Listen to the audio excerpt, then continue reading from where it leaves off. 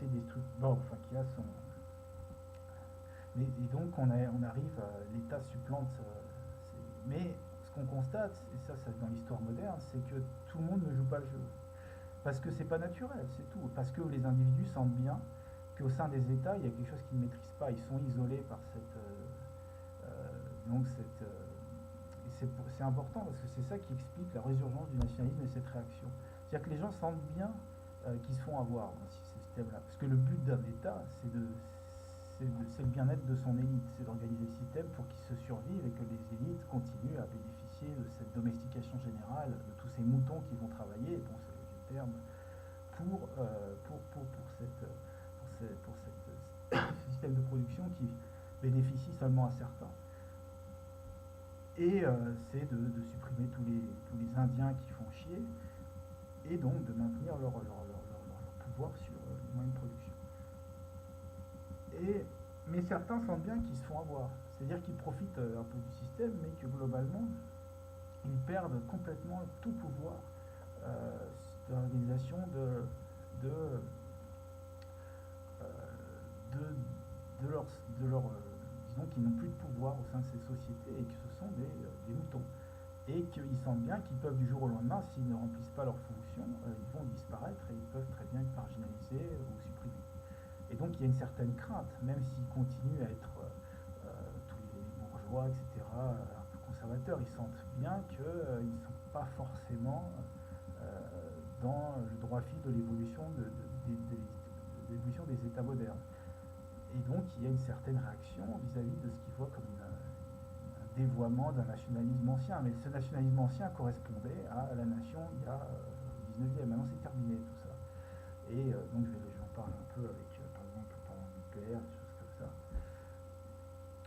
Mais donc ce qui a d'important, c'est qu'ils sentent bien qu'ils sont vulnérables et il y a un certain ressentiment vis-à-vis. Donc d'une part, il y a un retour, ils essaient de se rattacher à une espèce de mythologie plus ancienne qui correspondrait en fait, sans aller plus loin, parce qu'ils ne remontent pas dans le passé, chasseurs-cueilleurs, etc., dans ce qui remonte à une phase où, disons, de la nation, c'est-à-dire après la réunification des régions, la nation française, etc., souvent ils se reviennent à la puissance de Louis XIV, choses comme ça, le début de l'État absolutiste.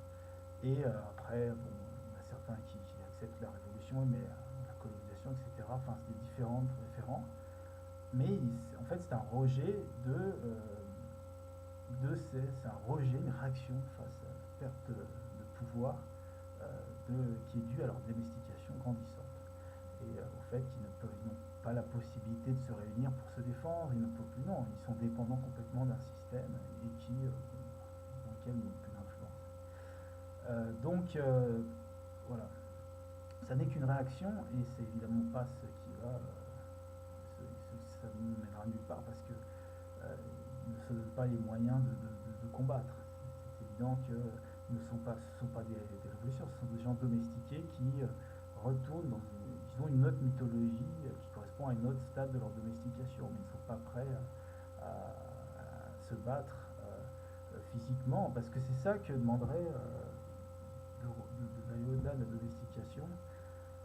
Ça demanderait du courage finalement, ça demanderait d'avoir pas peur de mourir, etc. Donc un autre état d'esprit. Et il est évident que ces gens qui sont domestiqués n'ont pas la force, n'ont pas le ressort pour cela. Et ils n'ont pas la possibilité. Et donc ils restent dans une mythologie, et d'ailleurs toujours de celle du chef, d'une médiation. Donc ils ne seront pas capables de s'organiser finalement pour... D'ailleurs ils agrègent des gens très différents. Ils ne sont pas capables de s'organiser pour combattre ce qui fait qu'il y a une progression de la domestication, etc. Ils ne remettent pas en cause l'état industriel, etc. Donc voilà, ils ne remettent pas en cause la domestication générale qui a lieu. Donc voilà. Donc ça j'en ai déjà parlé, pourquoi finalement on ne pourrait pas revenir en arrière, c'est absurde, ça correspond à une société évolue en fonction de l'exploitation de l'environnement et on ne peut pas revenir en arrière parce que l'environnement a déjà été exploité. Donc on ne peut pas revenir non plus en arrière politiquement, c'est pas possible. Et donc ça ne correspond à rien. Et il y a une espèce de nostalgie et il y a ce sont souvent des gens qui finalement qui Moi, j'en parlerai un peu avec l'UP rapidement. Voilà, donc voilà, donc c'est cela le nationalisme. Et, euh, et donc, et donc ça correspond à quelque chose qui ne peut pas déboucher sur quoi que ce soit. Mais c'est aussi important de le signaler. Pourquoi il y a un ressentiment vis-à-vis des. En ce moment, on voit bien qu'ils se focalisent soit sur les Arabes, soit sur les Juifs.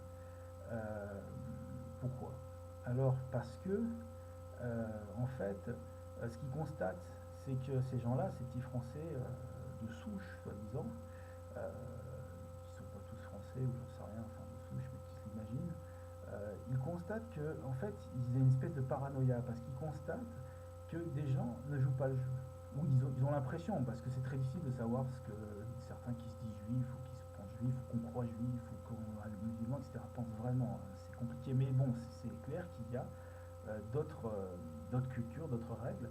Et ce sont en fait des gens, et notamment les Tziganes, là c'est carrément clair, là je pense qu'on ne peut pas dire effectivement les Tziganes, il suffit d'aller voir un pardon de Tziganes, c'est impressionnant de voir que vraiment ils ont une culture qui est demeurée forte et des liens individuels très forts qui sont justement des liens moins domestiqués, plus proches de la tribu. C'est clair pour les Tziganes, ils ont tout fait pour maintenir leur culture, mais certains ne jouent pas vraiment le jeu de la laïcité, de la modernité, et ces gens se rattachent pour différentes raisons, ils se défendent à d'autres mythologies, des mythologies plus tribales finalement, comme c'est le cas des musulmans qui se rattachent à leur religion, ou enfin une religion qui les voit, peu importe, parce que certains font un peu ce qu'ils veulent, mais c'est surtout, je pense, la nécessité de se reconnaître. Ils ne se reconnaissent pas dans quelque chose de centralisé, ils se reconnaissent plus dans des liens entre individus et qui se reconnaissent vis-à-vis de valeurs finalement un peu comme la mythologie tribale. Et c'est la même chose pour les juifs, c'est clair, c'est une religion, tout l'Empire romain s'est effondré, l'Empire romain il ne reste pas grand chose au niveau de la production, il reste quelques acquis culturels, mais enfin, qui ont été bien balayés quand même par des invasions barbares, qui ont quand même bien façonné aussi notre culture moderne, enfin, et donc culture européenne, mais la religion juive a survécu et elle a donné le catholicisme, et on voit que ces genres de relations, finalement, elle est en concurrence avec des relations finalement centralisées, de pouvoir central en permanence, puisque par exemple les juifs gardent quand même des relations que n'ont pas forcément les individus en France, et c'est ça qui, bon, et puis il y a aussi c'est fantasmé en partie, parce que je suis pas sûr que tous les juifs s'entraînent vraiment, et tous les arabes s'entraînent préférentiellement, hein, c'est un peu plus compliqué, mais en tout cas, c'est clair qu'il y a la permanence de liens tribaux au sein des États, il y a toujours un conflit, et c'est tout le conflit entre la laïcité, entre les gens qui ont abandonné tout lien tribaux, c'est-à-dire qu'ils n'ont plus du tout, moi entre mon voisin et une personne lambda, j'ai pas plus de. Je veux dire, on n'a aucun lien tribal en France entre les Français. Moi, j'ai aucun lien particulier avec mon voisin parce que qui pollue, qui machin, et lui, pas plus. Je pense que tout le monde se déteste en France parce que où tout le monde est indifférent les uns aux autres. On a juste des relations de politesse, mais il n'y a pas aucun projet commun. On va pas créer des choses ensemble. Non, on va à l'école et puis on s'occupe. C'est l'entreprise qui crée, c'est plus les individus. Donc il n'y a plus de. Donc c'est la différence. Et donc les individus se retrouvent par contre isolés en période de crise, ils s'aperçoivent que l'État en fait ne les défend pas, c'est qu'il y a une remise en cause de l'idéologie, de la mythologie officielle par les faits. C'est-à-dire qu'on s'aperçoit que l'État est effectivement capté par les mafias, quelles qu'elles soient, c'est-à-dire des individus qui eux ont des relations entre eux, tous. Il suffit de voir les films de Pierre Carl, mais ça c'est une réalité évidente. Quand les gens étaient dans des écoles, ils se connaissent. Moi j'ai été dans une école d'ingénieur, après tout le monde se connaît. Après, entre gens qui se connaissent, on s'entraide, c'est comme ça. Donc on s'aperçoit qu'en fait, personne joue le jeu vraiment, mais que officiellement, tout est comme ça. Donc il y a un certain ressentiment et il y a certains qui en profitent pour essayer de rappeler justement à une espèce de solidarité nationale que serait le nationalisme, avec des liens de confiance et puis des rappels des grands combats passés qui étaient des combats forcés, c'est-à-dire que les gens on les obligeait à une baïonnette sur la tête, à aller se battre. Il n'y avait pas de solidarité, puisque ça, il y avait quand même, c'est vrai, dans certains endroits, il y avait une certaine mythologie nationale qui avait déjà fait son œuvre et qui avait pollué les esprits, mais bon. Et donc on rappelle cela en essayant de guillemets, mais dont personne n'est dupe. On sait très bien qu'aujourd'hui, tout ça c'est du baratin, et que il n'y a pas cette solidarité, n'a jamais existé au sein des États. Il y avait des solidarités peut-être religieuses, etc., mais pas de. Je pense pas que. Bon, et aujourd'hui, tout le monde remet en cause cela, et donc il y a une espèce de. C'est voué à l'échec, cet élément de nationalisme. Alors, c'est ça que je vais remettre en cause avec l'UPR. L'UPR, c'est un petit truc que j'ai vu trouver là sur internet qui est très populaire, avec un type Asselineau qui, bon, par ailleurs, qui semble sympathique, avec ses petites conférences. On ne peut pas lui dénier le fait qu'il parle mieux le français que moi et que beaucoup d'entre nous, et qu'il est cultivé. C'est pas ça le problème. Apparemment, c'est quelqu'un qui a bien passé ses examens comme il fallait. Et bon. Et il y a une certaine cohérence dans certains de ses économiques, mais on voit que ça achoppe quand même sur sa conception de l'État. Forcément, s'il en est le produit, donc il ne va pas le critiquer.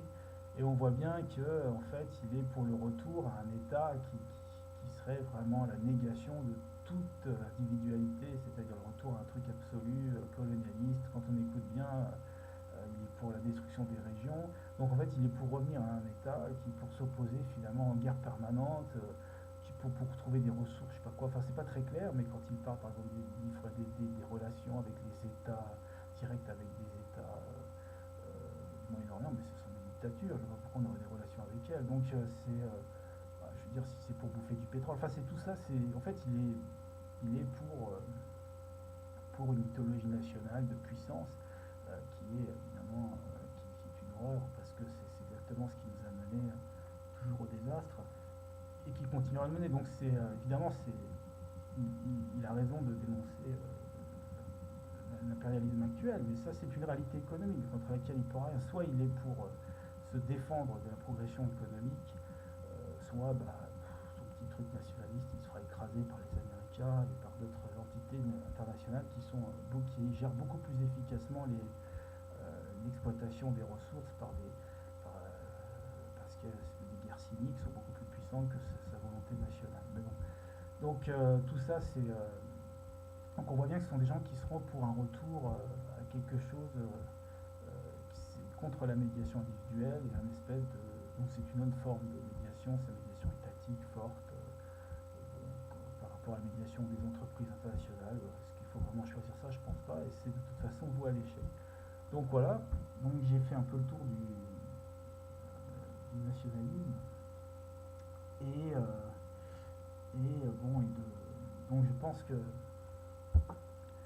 le problème de fond, c'est que on sent bien que actuellement le système est en train de s'effondrer, en tout cas pour nous individuellement, on est en train de se faire écraser.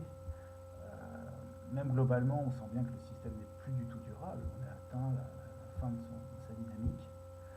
Et donc des gens commencent à s'inquiéter, et ils sentent bien qu'il va y avoir des conflits, c'est-à-dire c'est toujours le même principe, l'homme va devenir un loup pour l'homme dans cette société où les ressources vont finalement se faire rares, et où on est nombreux et on se fait de plus en plus exclure, nous sommes en surnombre même dans la société actuelle par rapport aux possibilités de travail, par rapport aux possibilités de. Et donc il y a une augmentation des tensions qui est très forte, et il y a une volonté de. Donc il y a une espèce de retour à ces réflexes qui sont tout à fait.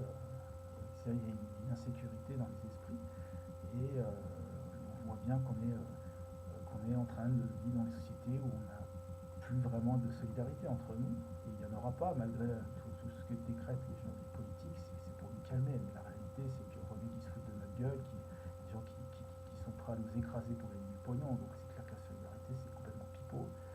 Et donc, et puis à gauche, tout ça, ils décrètent la solidarité, mais sur des bases, on ne sait pas trop quoi, il n'y a pas de contenu, on sait pas, c'est une solidarité entre des gens qui ont des cultures complètement différentes, des objectifs différents, certains, et c'est clair qu'ils sont là pour réussir socialement, d'autres qui sont échaudés, il y aura un conflit, on a des conflits d'intérêts entre nous. Donc la réalité, c'est que, évidemment, le nationalisme nulle part, c'est même très dangereux de s'associer à des gens, parce qu'eux vont décréter des solidarités, et ces solidarités vont être manipulées, vont être médiatisées, comme ça a été le cas par les États passés. C'est évidemment hautement dangereux. C'est pas impossible qu'ils réussissent d'ailleurs, parce que ça a été les religions ont réussi pendant. milliers d'années disons, à exploiter cette nécessité de solidarité pour l'utiliser pour des pouvoirs, pour systématiquement permettre aux gens de s'entretuer. Donc c'est pas possible que cela réussisse. Et l'alternative actuelle d'un État ultra-capitaliste, où que ce soit que l'économie plus riche qui permette... alors évidemment, dans ce cas-là, c'est une autre façon de gérer le conflit, c'est d'éliminer progressivement les gens par la pauvreté. Bon, c'est évident que ça c'est pas mieux non plus, et donc au final, je pense qu'effectivement, le nationalisme peut devenir une réaction qui prendra corps. Mais bon, c'est pas ça non plus, ça mènera aussi nulle part. Évidemment. On a déjà testé, c'est évident que c'est complètement absurde. Et donc, qu'est-ce qui va se passer? C'est que pour nous, pour l'ensemble, si on veut survivre, il faut comprendre, à mon avis, c'est essentiel. C'est comprendre que nous sommes dans une société médiatisée, qu'on a un mur entre nous, qui est justement cette médiatisation, que ce soit des rapports, pas dire les médias, déjà c'est une réalité, les médias qui, là je pars, je vais faire quoi, 0 vues, je sais pas, 300 vues, bon, je vais faire 300 bonhommes, alors que les médias, tout voient tout le monde et leur langage complètement neutre, qui, disons, nous empêche concrètement de nous organiser, d'essayer de concrètement changer les choses, de créer des liens entre nous et de nous défendre. Et comme on va être de plus en plus agressé, les gens, c'est comme les Indiens, c'est toujours le même principe, la civilisation progresse, les gens qui en tirent maximum de profit d'exploitation en profitent, et veulent, tous ceux qui sont encore dans le système, qui ont des bagnoles de plus en plus grosses, qui polluent, etc., ils veulent des métaux, etc., et donc ils veulent que les Indiens qui occupent les terres à métaux, qu'on les trucide, ou qu'on les foute dans l'acide, je sais pas, ou qu'on les endorme comme des chiens. Parce qu'il faut qu'ils disparaissent, ces gens-là, quand même. Leur mode de vie n'est pas compatible avec la persistance d'une société industrielle avec des milliards d'individus. Donc, petit à petit, le milliard qui va en profiter aura besoin de faire disparaître les 5 autres milliards, et donc on va être en conflit permanent. Et pour se défendre, pour survivre, il va falloir créer de nouvelles solidarités. Et c'est pour ça que c'est fondamental de comprendre comment l'importance disons, de comment se constituent ces sociétés humaines, et ne pas être naïf vis-à-vis, surtout par exemple pour les pacifistes, etc., c'est qu'il y aura nécessité de s'organiser, d'avoir confiance les uns les autres en fonction d'objectifs, comme ça a été le cas des millénaires pour l'être humain, et d'arrêter d'être isolé, et de se dépolluer de ces mythologies étatistes, etc. Et donc je pense qu'il va y avoir des